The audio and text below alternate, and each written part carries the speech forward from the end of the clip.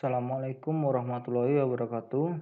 Sebelumnya, perkenalkan nama saya Irfanul Rizky dengan NIM 0611118191924006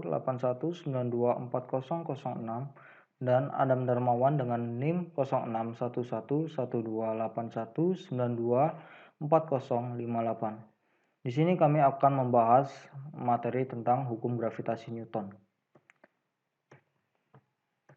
Yang pertama akan kami bahas yakni tentang silabus kompetisi dasar 3.8.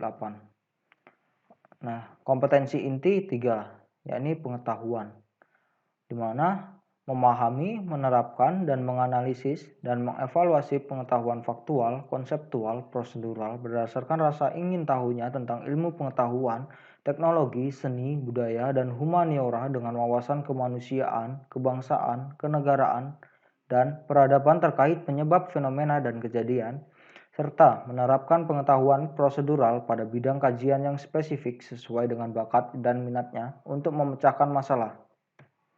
Selanjutnya kompetensi 4, keterampilan, di mana mengolah, menalar, menyaji, dan mencipta dalam ranah konkret dan ranah abstrak terkait dengan pengembangan dari yang dipelajarinya di sekolah secara mandiri, dan mampu menggunakan metode sesuai kaidah keilmuan.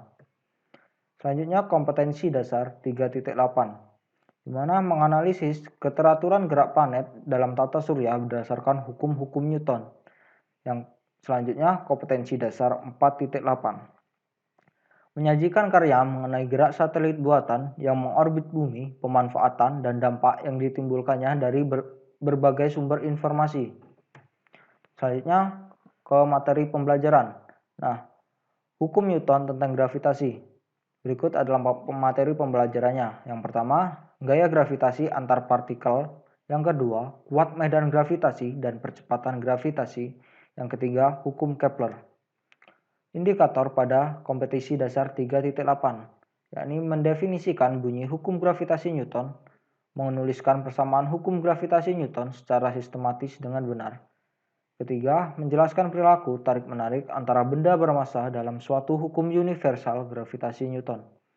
Keempat, mengidentifikasi faktor yang mempengaruhi besar dan arah kuat medan gravitasi. Kelima, menganalisis gerak planet dalam tata surya berdasarkan hukum-hukum Newton. Keenam, menentukan percepatan gravitasi bumi. Sedangkan yang ketujuh, menganalisis berbagai fenomena yang berkaitan dengan hukum Kepler. Selanjutnya, indikator pada kompetensi dasar 4.8. Pertama, mencari informasi dari karya milik orang lain mengenai gerak satelit buatan yang mengorbit bumi, pemanfaatan, dan dampak yang ditimbulkan dari berbagai informasi. Yang kedua, membuat makalah berdasarkan informasi-informasi yang diperoleh dari karya milik orang lain mengenai gerak satelit buatan yang mengorbit bumi, pemanfaatan, dan dampak yang ditimbulkannya. Ketiga, mempresentasikan makalah mengenai gerak satelit buatan yang mengorbit bumi, pemanfaatan, dan dampak yang ditimbulkannya. Nah, kegiatan pembelajarannya sendiri yakni pertama, mengamati tentang keseimbangan yang terjadi pada sistem tata surya dan gerak planet melalui berbagai sumber. Kedua, mendiskusikan konsep gaya gravitasi, percepatan gravitasi, dan kuat medan gravitasi, dan hukum Kepler berdasarkan hukum Newton tentang gravitasi.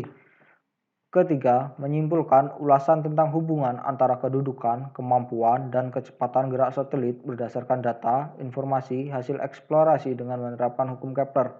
Dan yang terakhir yakni mempresentasikan dalam bentuk kelompok tentang keteraturan gerak planet dalam tata surya dan kecepatan satelit geostasioner.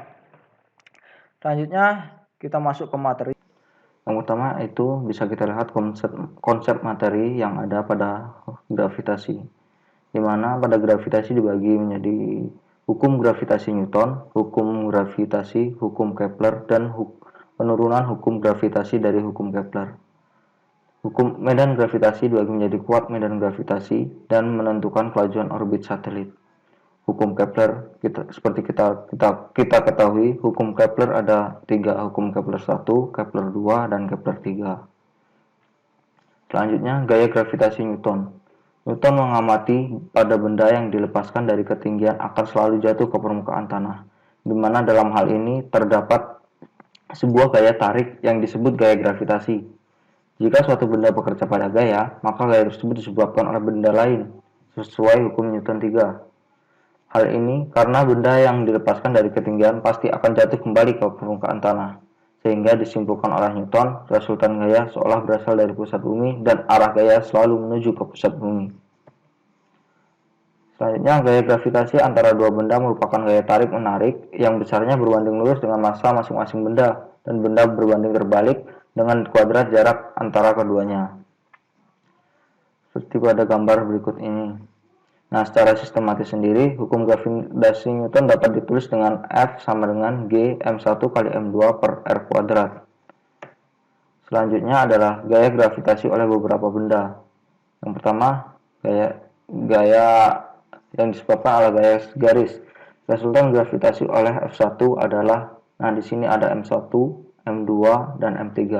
Nah, secara sistematis dapat ditulis F1 sama dengan F13 min F12. Nah, selanjutnya gaya gravitasi oleh beberapa benda yang kedua adalah membentuk sudut tertentu. Nah, suatu benda yang dipengaruhi oleh dua benda gaya gravitasi atau lebih, maka resultan gaya gravitasi yang bekerja pada benda tersebut dihitung berdasarkan penjumlahan vektor. Misal, dua gaya dengan gravitasi F12 dan F13 yang dimiliki benda bermassa M2 dan M3 bekerja pada sebuah benda bermassa M1. Maka resultan gaya gravitasi pada M1 yaitu F1 itu adalah seperti pada gambar berikut. Nah, bisa kita lihat gambarnya seperti ini. Nah, maka secara sistematis resultan gaya F1 dapat dituliskan, untuk F1-nya dapat dituliskan seperti berikut. F1 sama dengan akar F12 plus F13 plus 2 F12 dikali F13 cos A. Dengan F12 itu sendiri adalah G sama dengan M1 dikali M2 per R12 kuadrat. Dan F2 ini sebenarnya adalah F13 bukan F12 sama dengan G kali M1 dikali M3 per R13 kuadrat. Untuk medan gravitasi, pengertian medan gravitasi sendiri yaitu suatu ruang yang dipengaruhi oleh gaya gravitasi. Garis medan gravitasi adalah garis-garis yang bersambungan yang selalu berarah menuju ke arah massa sumber medan gravitasi. Nah, bisa kita lihat gambar berikut ini. Garis-garis medan yang dihasilkan oleh massa 2M lebih rapat daripada medan yang dihasilkan oleh massa M. Nah, pada gambar 2M ini garis-garisnya lebih rapat, sedangkan pada M garis-garisnya lebih jaraknya kurang rapat, lebih lebar. Nah, ini tuh berarti kuat medan gravitasi ini lebih besar daripada benda yang bermassa dari 2M ini. Berarti yang medan gravitasi M ini yaitu lebih besar dibandingkan dengan yang 2M ini. Nah, yang selanjutnya adalah medan gravitasi. Kuat medan gravitasi adalah sebagai gaya gravitasi persatuan massa pada 1 uji M. Bisa kita lihat pada gambar berikut ini. Dengan rumus yang ditulis secara sistematis yaitu G sama dengan F per M sama dengan Gm kali M per R kuadrat per M, atau yang ini G sama dengan Gm per R kuadrat. Selanjutnya adalah medan gravitasi satelit yang mengorbit di permukaan bumi. Nah, ini adalah ilustrasi bagaimana satelit yang mengorbit di permukaan bumi. Rumus sistematis dari satelit yang untuk mengorbit di permukaan bumi adalah ini. Fsp sama dengan B, mv kuadrat per R sama dengan M kali G, dan V sama dengan akar G per R. Selanjutnya adalah medan gravitasi satelit yang mengorbit pada ketinggian R di atas permukaan bumi. Ini adalah ilustrasinya. Orbit bumi, ini satelit bumi, dan ini bumi. Dia tetap akan mengorbit pada lingkarannya. Rumus sistematisnya adalah Fg sama dengan Fsp Gm kali M per R kuadrat sama dengan mvm kuadrat per R menjadi Gm sama dengan Gr kuadrat. V kuadrat sama dengan Gr kuadrat per R, dan diturunkan lagi menjadi V sama dengan akar Gr kuadrat per R. Nah, itulah yang bisa saya sampaikan. Untuk materi selanjutnya yang hukum Kepler akan disampaikan oleh teman saya. Untuk saudara Adam Dermawan, saya persilahkan untuk menyampaikan materi selanjutnya. Baik, saya akan melanjutkan penjelasan presentasi dari kelompok kami. Selanjutnya yaitu mengenai hukum-hukum Kepler. Kepler menemukan bahwa planet bergerak dengan kelajuan tidak konstan, tetapi bergerak lebih cepat ketika dekat dengan matahari dibanding saat jauh dengan matahari. Dengan menggunakan hubungan matematika yang tepat antara periode planet dan jarak rata-rata dari matahari, ia berhasil memberikan kesimpulan dalam hukum-hukum tentang gerak planet yang kemudian dikenal dengan hukum-hukum Kepler. Untuk hukum Kepler sendiri terbagi menjadi tiga, yaitu hukum 1 Kepler, hukum 2 Kepler, dan juga hukum 3 Kepler. Nah, untuk penjelasan masing-masing hukum adalah sebagai berikut. Hukum 1 Kepler menyatakan bahwa semua planet bergerak dengan orbit elips dengan matahari sebagai salah satu fokusnya. Seperti pada gambar berikut ini, di mana yaitu matahari berada di salah satu titik F-nya, dan sedangkan planet bergerak mengitari di garis-garis elipsnya. Titik P merupakan titik di mana planet paling dekat dengan matahari dan dinamakan dengan perihelion. Sedangkan di titik A adalah titik terjauh planet dengan matahari yang dinamakan dengan aphelion. Selanjutnya yaitu hukum 2 Kepler. Hukum 2 Kepler menyatakan bahwa garis-garis yang menghubungkan tiap planet ke matahari menyapu luasan yang sama dalam waktu yang sama. Nah, di sini ketika planet berada di posisi perihelion dan juga aphelion, waktu yang diperlukan untuk mencapai satu sapuan luasan itu adalah sama. Jadi, ketika planet berada dekat dengan matahari, maka planet harus bergerak lebih cepat.